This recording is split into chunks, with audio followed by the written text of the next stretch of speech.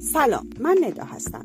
اینجا قراره با هم نگاهی بندازیم به جریان‌هایی که توی آینده ایران نقش دارن. بی قضاوت، بی هیاهو. امروز میرم سراغ یکی از پررنگ‌ترین ها، رضا پهلوی، فرزند محمد رضا شاه پهلوی، آخرین پادشاه ایران. در زمان انقلاب 57 با خروج خانواده‌اش از ایران به سرعت در موقعیتی قرار گرفت که خیلی ها انتظار داشتن رهبری بازگشت را بر عهده بگیرد.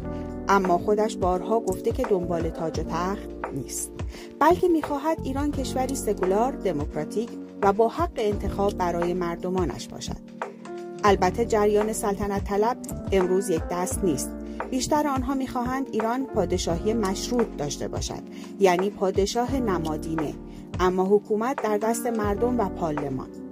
مخالفانش میگویند سلطنت حتی مشروطه‌اش برمیگردد به گذشته‌ای که پر از زخم بوده. طرفدارهایش او را شخصیتی محبوب و وحدت بخش می‌دانند که می‌تواند جهان را همراه مردم ایران کند. البته در این بین چالش‌های رضا پهلوی کم هم نبوده. نداشتن ساختار حزبی، نداشتن تیم ثابت سیاسی و برنامه مکتوب و گاهن دوری از کنشگری‌های جمعی. در این حال سعی می‌کند خودش را فرا ایدئولوژیک معرفی کند، یعنی کسی که برای همه است، نه برای یک جریان خاص. ولی واقعیت این است که نمی‌شود او را نادیده گرفت، هم به خاطر تاریخ و هم حضور پررنگ رسانه‌ای.